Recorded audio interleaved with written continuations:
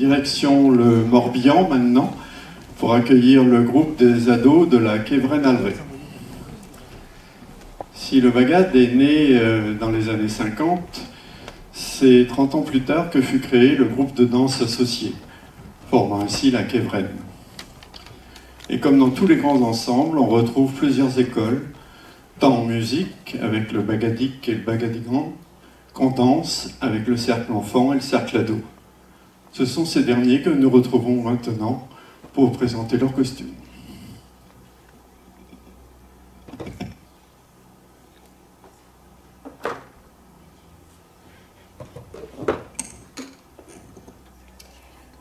Bonjour, nous allons vous présenter le vêtement féminin du pays doré du début du XXe siècle jusqu'à la Première Guerre mondiale. Il faut savoir que dès 4 ans pour les garçons et 5 ou 6 ans pour les filles, les enfants sont habillés comme leurs parents. Ils revêtent le vêtement de fête et le vêtement de tous les jours. Toutefois, les étoffes utilisées sur ce dernier sont moins somptueuses et on prend soin de réaliser des plis religieux sur les jupons, les robes, les jupes et les pantalons. Les jeunes filles et les femmes portent un jupon, une jupe, un tablier, un caraco et une coiffe. Donc je vais commencer par l'élément caractéristique du pays doré, la coiffe. Donc elle peut être réalisée dans différentes matières, mais elle garde sa forme caractéristique du petit toit. Tout d'abord, on trouve le modèle en piqué de coton, comme porté par Isaline. Elle est amidonnée, puis repassée à plat et pliée à l'envers. Quand on la retourne pour la poser, elle forme une petite pointe vers le centre du front, puis 2 arrondis autour de la tête. Merci. Ensuite, on trouve également le modèle de la coiffe noire, appelée jobeline due, comme portée par Mathilde. Donc, elle est confectionnée dans du drap noir et recouverte ou non de bandes de velours. Donc, comme vous voyez, c'est le cas pour la coiffe de Mathilde. Elles sont doublées de flanelle ou de sergé de couleur rouge, grenat, bleu, violet ou noir. Nous avons choisi de doubler nos coiffes de tissu de couleur noire afin que ce soit plus facilement accordable avec les différentes couleurs de notre vestiaire. Pour finir, pour les jours de travail, la coiffe peut être remplacée par un fichu, comme porte Manon. Donc il s'agit d'un foulard blanc ou de couleur et ou sans motif. Ce carré de coton est plié en 2 et forme un rectangle et se noue sous la gorge. De plus, on trouve également la coiffe en tulle, mais elle vous sera exposée dans la deuxième partie de cette orale. Donc la coiffe est posée sur un bonnet appelé coiffette, et ce bonnet en tulle se compose de 2 parties. Le fond enserre le chignon et se resserre à l'aide d'un lacet, comme la coiffe, et la seconde partie enserre la tête. La coiffette se noue à l'aide de 2 lacets, traditionnellement du côté gauche. Je laisse maintenant la parole à Romane.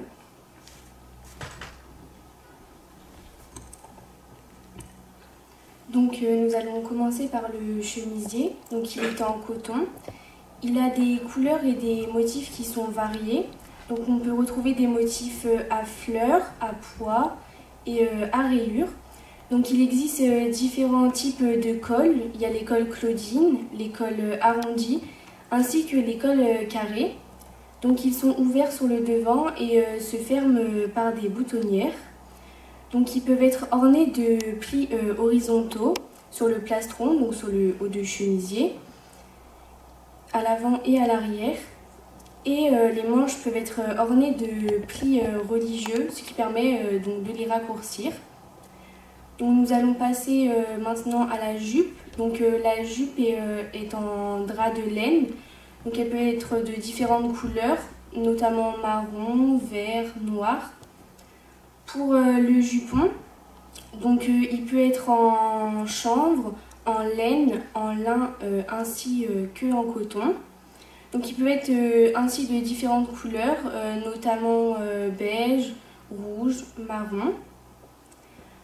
Donc pour le tablier, donc il est confectionné en tissu de coton. Il peut être avec des motifs et des couleurs variées. On peut retrouver des motifs unis, fleuris, à rayures ainsi qu'à carreaux. Donc ici il est porté sans bavette, donc c'est le haut qui recouvre la poitrine. Mais dans certaines modes, on le porte avec la bavette. Donc il se pose par-dessus la jupe et se noue avec 2 liens. Donc il peut se nouer dans le dos avec une boucle visible, ainsi que sur le devant avec un nœud visible ou rentré sous la ceinture du tablier. Donc ici le tablier est en guise donc, de protection et non d'apparat comme pour le costume de cérémonie. Et pour terminer, donc les chaussures, les femmes portaient généralement des sabots. Elles pouvaient porter aussi des bottines en cuir ainsi que des chaussons. Je vais laisser la parole à Morgane. Je vais maintenant vous présenter les spécificités de notre costume en hiver. Donc le thème de notre suite porte sur Calandrian. Donc en novembre, le début de l'hiver.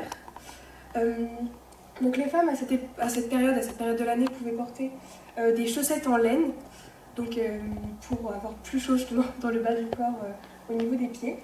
Elles pouvaient aussi superposer plusieurs jupons. Elles pouvaient porter des pèlerines ou des châles. Donc la pèlerine, vous pouvez la voir avec Mathilde, donc elle était tricotée en laine et souvent de couleur sombre.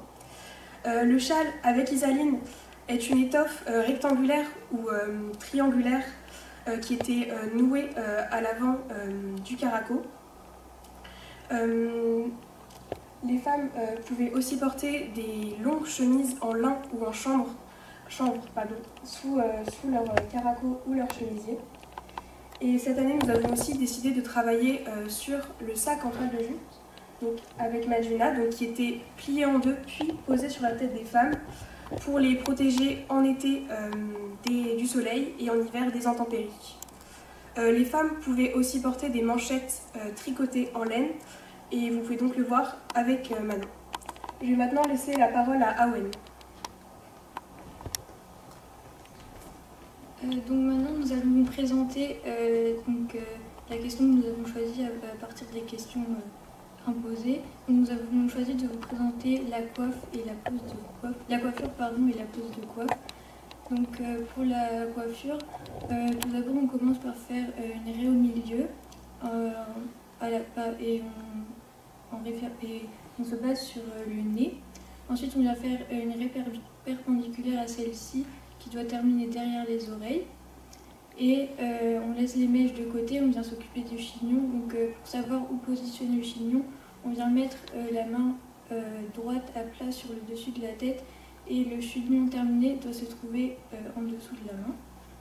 Donc ensuite on vient s'occuper des mèches et on vient lisser, on vient prendre une première mèche et la lisser à l'aide d'un peigne vers les oreilles et on vient la fixer à l'aide de 2 pinces plates qu'on vient mettre dans les sens opposés et on vient mettre une autre pince plate entre le chignon et l'oreille et on vient mettre le reste de la mèche dans le chignon qu'on vient fixer à l'aide de pince à chignon et on vient faire la même chose de l'autre côté, donc avec l'autre mèche et puis on vient lisser l'arrière de la tête et on peut mettre des pinces plates s'il y a des cheveux qui dépassent et on termine la coiffure par mettre un filet à chignon pour bien fixer tout le chignon, éviter que des mèches dépassent et on peut mettre de la laque ou du gel pour fixer toute la coiffure.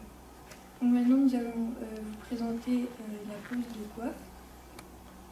Donc tout d'abord nous allons mettre une coiffette sur la coiffure que nous allons nouer en dessous du menton et sous le chignon.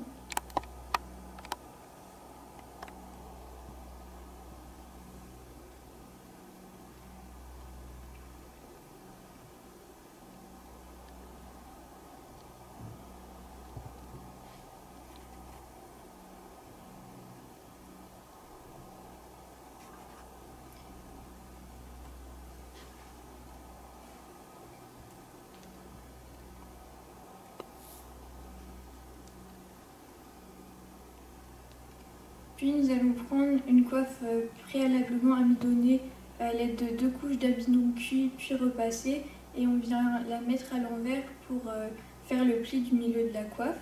Donc ensuite on va venir retourner la coiffe et nous allons faire 3 plis de chaque côté du chignon, et les plis doivent être bien serrés vers les coutures. Donc ensuite nous allons serrer le lacet pour qu'il puisse prendre la forme du chignon, et on va venir poser la coiffe sur la tête de la fille, et on va imbriquer la coiffe dans le chignon. Ensuite on va venir fixer le dessus de la passe à l'aide d'une pince, d'une épingle à chignon blanche, d'une épingle blanche, pardon.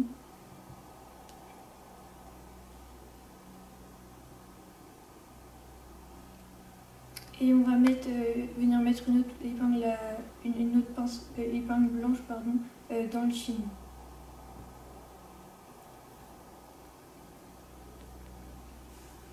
Ensuite, nous allons de nouveau serrer le lacet et le mettre en deux pour le passer en dessous du chignon.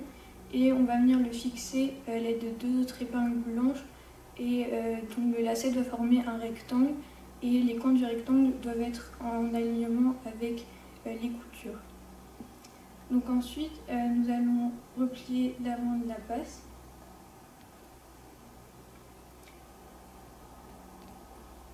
Et ensuite, nous allons faire les deux coins de la coiffe très fine, et on va faire attention à que les deux coins soient en alignement avec le coin externe de l'œil. Et on vient fixer les extrémités avec l'aide d'épingles blanches. Et on vient terminer la pose de coiffe en mettant 2 dernières épingles blanches de chaque côté de la passe, et on va faire attention à que les 2 côtés soient bien symétriques, et on va faire attention à l'ouverture de la coiffe.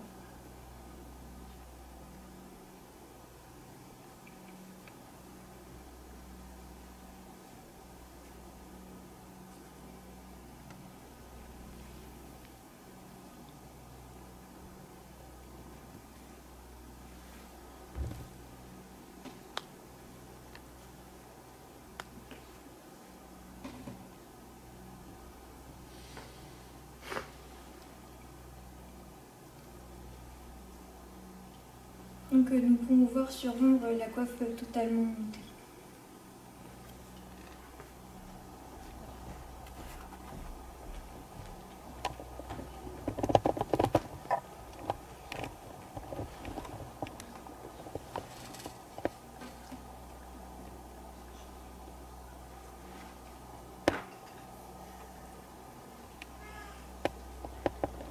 Merci beaucoup.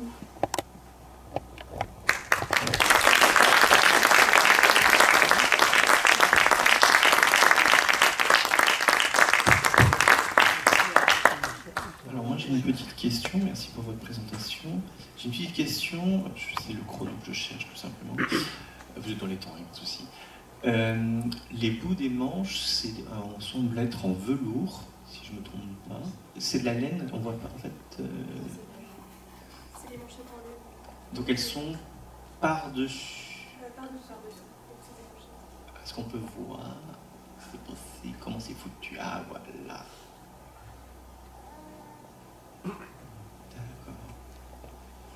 J'avoue, j'ai pas fait attention, vous êtes passé devant, et de loin, on a l'impression que c'est des poignées en velours rajoutés en fait. Voilà. Alors, dans votre dossier, j'avais vu la description des tabliers, mais maintenant que je vous vois en vrai et de près, j'ai compris. Et je voulais savoir si les tabliers de travail correspondaient à la mode oreille. Vous avez enlevé la bavette, mais on a quand même, au niveau de la ceinture, l'empiècement en pointe. Vous êtes toutes comme ça? Ils sont tous taillés comme ça? Ou est-ce que vous avez rentré la bavette derrière? Non?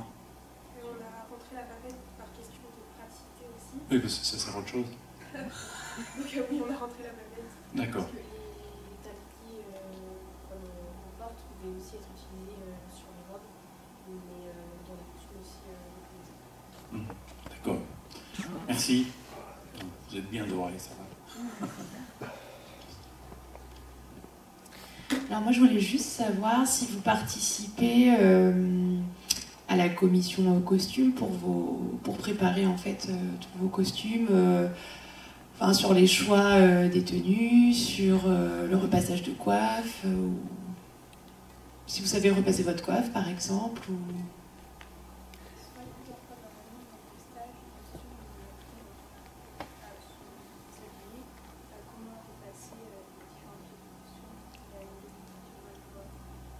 Donc vous êtes autonome pour vous habiller, pour repasser les coiffes et pour vous coiffer.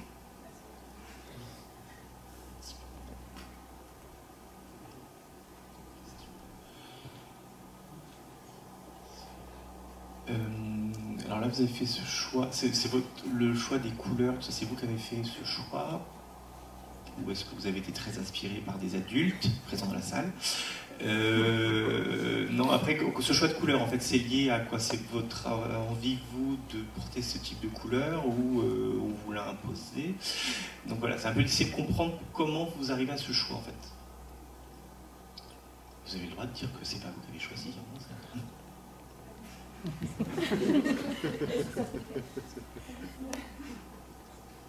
Et juste, alors, vous préférez être dans cette mode, on va dire, qui est moins quotidienne, moins ajustée, ou vous préférez être en grand costume, en termes d'aisance, de port et tout ça? C'est vrai qu'on est pratique, que ce costume est plus facile à porter. On doit